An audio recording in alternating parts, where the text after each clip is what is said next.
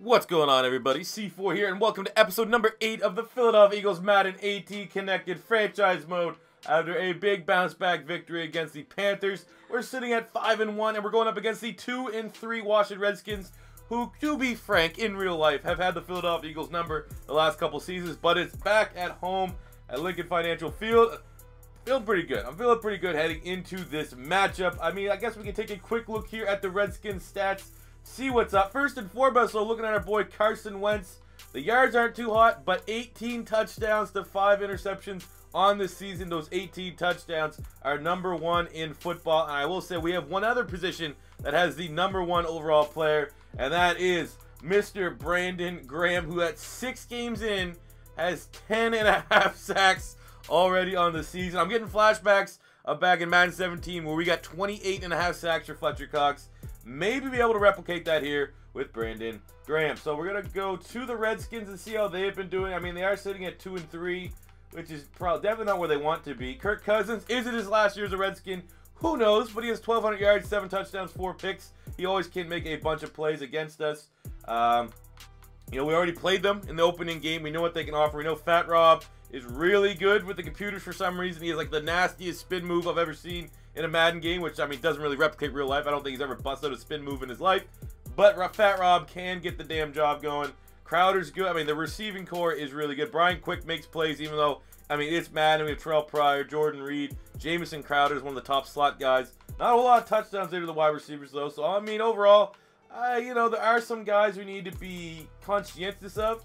But I'm expecting this to be a tough NFC East game, but an NFC East game that we can certainly win. They've had trouble getting after the quarterback, but we do know from our first game that... Didn't he have a pick against us? I guess the stats don't want to show it. Monte Nicholson had an interception against us. I don't know why it didn't record. You guys remember it because we made a goddamn thing about it. So we have to be very fearful of Monte Nicholson because he's pretty much second coming of Sean Taylor. Man, come on, Madden. It's his fucking game. He clearly had an interception against us. Oh, no, it didn't exist. It does not exist. We gave it to Trent Murphy. Man, this game sucks. Anyways, we're getting ready to take on the Redskins. I think we're going to put 2 scoops up their poop chute. Let's see what happens when we play it out.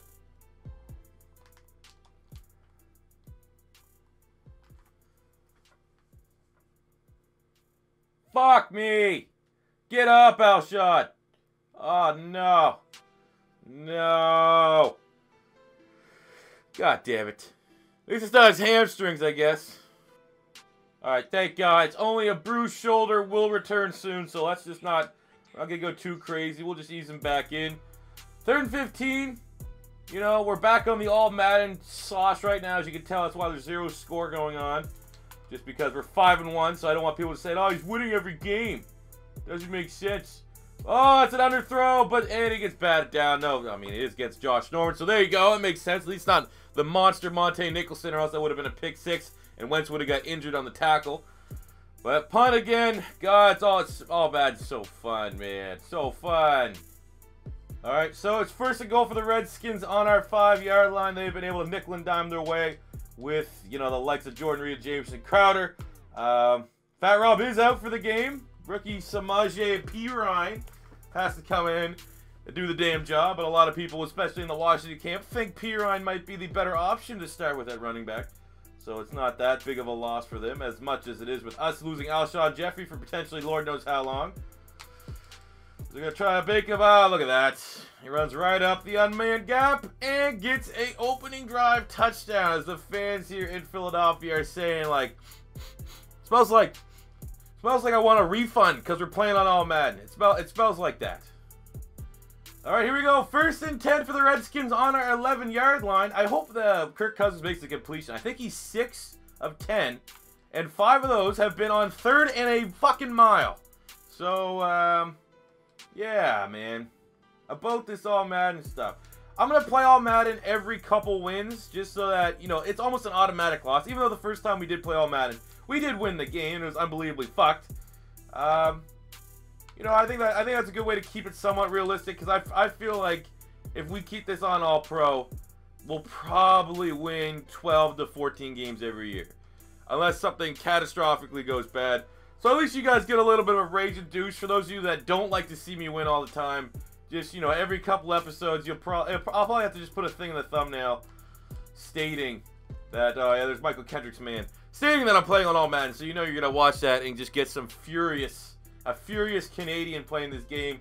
As we're able to hold Washington Redskins here to a field goal attempt to try to make this game a 10. That doesn't matter. We're not moving the ball at all on offense. I will say definitely on All-Madden that the super linebackers have returned from the Madden 10 to Madden 14 era. They're definitely back. Seems like any pass over the middle, no matter how close, the linebackers are swatting it away. All right, here we go. 1st and 10 on the 24 at the end of the fucking first half. Let's see if we can do anything. Can we get anything going? Probably not. As we open up with a nice incompletion. We're 10 of 60 for 88 yards with Carson Wentz. Everything's been a check down. Everything downfield. Over 10 yards. It's been swatted by a middle linebacker. It seems like, goddamn, Mason Foster and Zach Brown. They're like the second coming of Patrick Willis and Navarro Bowman. There's no ifs, ands, or buts about it. We're going to see if we can get out of here on the screen pass. Course 61. Like a chicken with his head cut off. Can't make a damn block. Setting up a 3rd and 5. I really do not want to throw the ball down. We'll go double slants, I guess, but I do not want to throw the ball downfield. That is just, you know, it's a glorified punt on All-Madden throwing the ball downfield. We have our backups in, Aguilar, Hollins, and Gibson, so that's excellent in 3rd and 5. It makes sense to have get those players in. I mean, Zach Ertz was wide open, but I guess we'll scramble here. Get the first down. Set it up on the 11-yard line with 14 seconds remaining. Hopefully we can get some actual starters in here. You know, maybe Alshon Jeffrey only has, what, 7 touchdowns on the year. Most of those coming in the red zone. There you go. Alshon's back on. Nice. So I guess they know who we're throwing it to. We throw it in the middle. We go for the psych, and it's intercepted. Because if you throw the ball more than 5 yards downfield, it's either going to be blocked by a super linebacker or picked off. All-Madden, everybody. Fuck this game! This is, without a doubt, pre-patch. There hasn't been an official patch. The worst Madden I have ever played. All right, here we go. Washington on the 9-yard line. I mean, at this point right now, I'm recording this live. I'm thinking about just muting half of this and then going on a rant about how bad this fucking game is. This is, like, I can't even stress. We're going to narrate this final drive because every time I'm just running it. Right now I'm contemplating just taking a knee and getting out of there so that I can fucking pop into the next game, go back to All-Pro where everyone should be playing, and there you go, let them score. Just fucking let them score. They're going to go for it anyway on 4th down probably, or fake a field goal, and they'll make it. But this game is absolutely bullshit. It's like, I know there's a bunch of people, especially from my stream the other night, that are like, man, I'm waiting to get it. Don't get this game. Literally, I will let you know if after a post-patch, this is a game worth buying. Right now, this is a terrible game. I've been playing it, you know, close to the chest because I don't want to piss off EA. I don't want EA to be like, well, this guy here shit-talked our game. I guess we're never going to fucking let him come out and get early capture footage and stuff like that. But right now, I don't give a fuck because everything I see on social media from EA's standpoint is fucking yes men. They'll like and retweet this, like these fucking Twitch guys and YouTubers that have like 1,000 subscribers. Like, they're not doing shit for the community. They're not influencing anybody. All they're doing is feeding into this false narrative that you want to try to face that this is a good game. This is a bad game. Last year, so many people thought Madden 17 was a bad game. So many people. Literally, I would say it felt like, at least on YouTube, like 70% of people didn't like it. I played over 25 days of Madden 17. Madden 17 was a serviceable Madden game. I, right now, have no idea how I'm going to be able to do that here in Madden 18. This game is terrible. Absolutely terrible. I guess you might be able to, you know, italicize what I'm saying, put a little asterisk, and then the small font say, this is before a pre-patch, but I don't know what kind of fucking patch that they're going to be able to implement that's going to make this game playable. Really, you guys can see, in connected franchise mode, when I play on All-Pro, on any given week, I should be able to drop 30, 40 points on a team. And those are with, right now, the best All-Pro sliders you can find. The most realistic All-Pro sliders from Operation Sports. But then we come here to default All-Madden. We can't fucking score a touchdown. We can barely get a first down. I'm gonna have to say, from you guys seeing me watch, I'm like an above. I don't even give a fuck. We have 2 o'clock on. Get me out of this fucking game. I'm an above average Madden player. I'm average for the trolley people. In my opinion, I would like to say I'm above average. And it's not, you know, just me. Anytime I make a tweet about this, when I did the last video against the Chargers saying All-Madden, everyone, okay, maybe not everyone, there's still a couple people that fucking like sucking on the T to VA that are standing by everything said. I would say 90% of the people say, yes, this is garbage. All-Madden is absolute garbage, and things need to change. This is such a bad game. You saw at the very beginning, they didn't even track the interception from the first game that the Redskins had. So they have inaccurate stat tracking. Fucking horrible AI once again. Man, an AI that you could take just incredible advantage over in trades. They cut their draft picks. Like, simple stuff that should have been fixed and passed through like 5 fucking years ago. And they're still, oh, there's a drop. Yeah, that's realistic. Wide open drop. Fuck off, man. What else sucks about this game? Fucking run blocking. Seems like, oh yeah, here's a good example right here. Redskins, very formidable offensive line. The interior words get a little bit weak, but the tackles are good. We have fucking 70 damn sacks, it seems like, and we can't get any pressure from our 97 overall defensive end who's averaging 2 sacks a game. That's what happens when you come from, like, there's no momentum. There's no, you know, this player's playing, he's on fire. You know, think back to, like, the fucking NBA Jam games. Like I'm getting stonewalled on every fucking play. And running the ball. Running the ball is pathetic. We're gonna look at this shit. Let's see how it comes to running the ball. Let's just look at this from another thing to shit on this game. Player stats. So Kirk Cousins, perfect QBR. Absolute perfect QBR, 12 of 15. The quarterbacks are fucking crazy accurate in this game. And it seems like on All-Madden, they convert 90% of their third down throws. No matter what you do. 3rd and 40. They don't have 3rd and 40, and they don't have Freddie Mitchell on their team, and they're still converting it. Running the ball.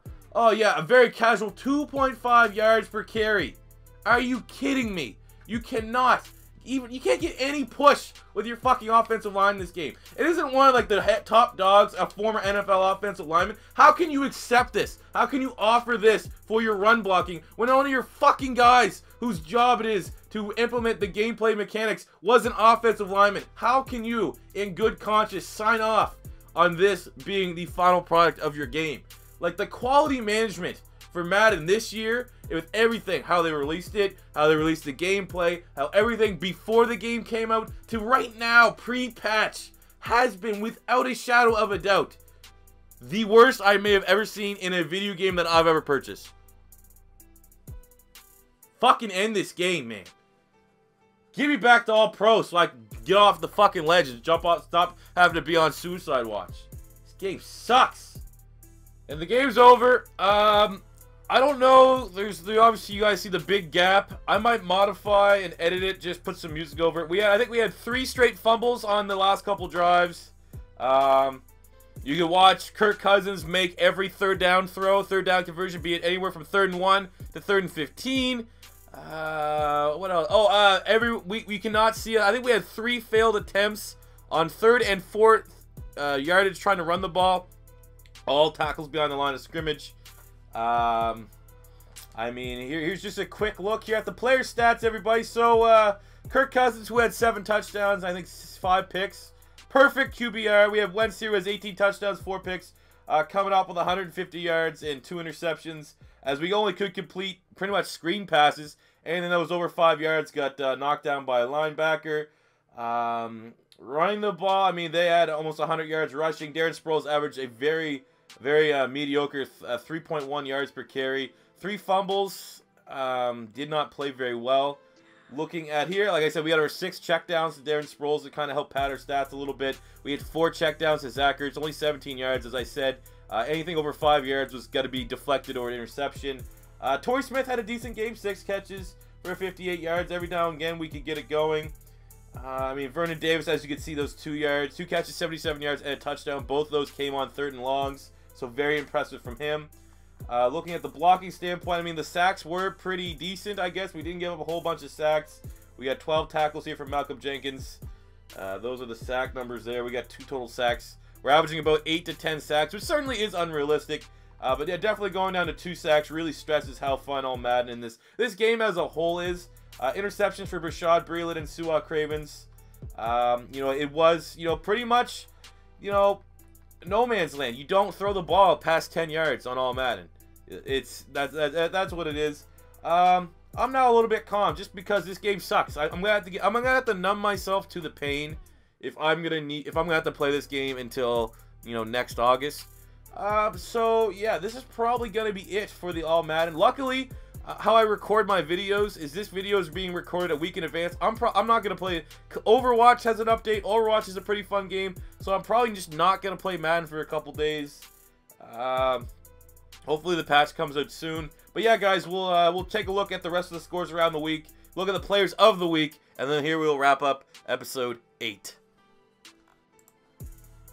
So before we jump into the scores, we do have another injury to talk about. Jason Kelsey's 2 weeks out from returning as our starting center. I know he's very excited to return to an all-pro difficulty, but Michael Kendricks suffered an injury. He'll be out for the next 3 weeks. He's been pretty damn good for us on the season. I don't know if they actually have his season stats. I believe he's at 4 or 5 sacks on the year right now. Here, 6 total sacks right now, so we're losing a bunch of production. I don't know who we're gonna have started in there. Either Nate Jerry, or we could look perhaps at Joe Walker, but definitely a big time loss. So looking here at the scores of the week while we go through this league schedule here.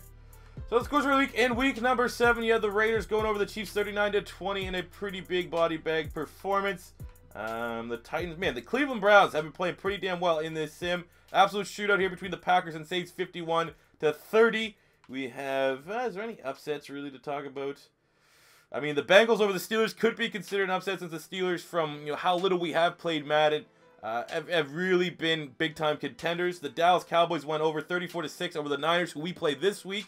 Once we go back, I think we're going to drop like a 40-45 bomb. I'm going to have to release some goddamn aggression in that game.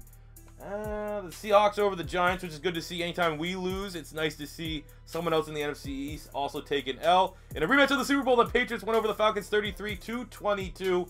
And then in the Monday Night Primetime game, it's the game that I don't think we're ever going to talk about again.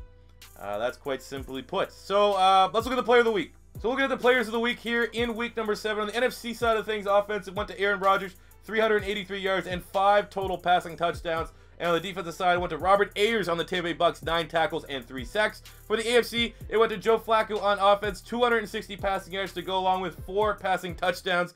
And on the defensive side, it went to Gerald Hodges Jr. of the Buffalo Bills, 11 tackles, a sack, a forced fumble, and a fumble recovery. So, you know, no real, I mean, obviously 5 TDs for Aaron Rodgers is looking pretty nice. But outside of that, nothing too crazy.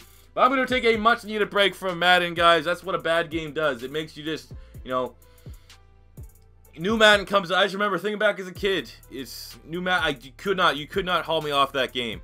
I fucking love Madden. Every game, I didn't want to go to school. I'll just be, oh, I'm feeling, you know, stomachs. I got the shits or something like that. I can't go to school. I want to stay home and play Madden.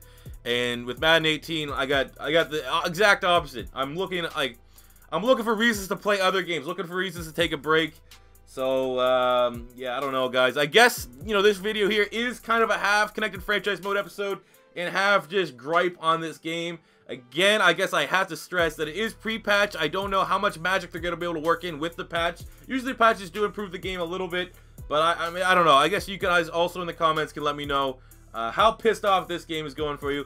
And I mean, just the fuck, I don't know, man. That does it for me here today, guys. Thank you for watching. This is not always the style of commentary we're going to do, so this is your first time stopping by. Don't be afraid of that subscribe button. Things get better, I hope. You know, looking at the other side of the rainbow. And until next time, C4, saying peace out.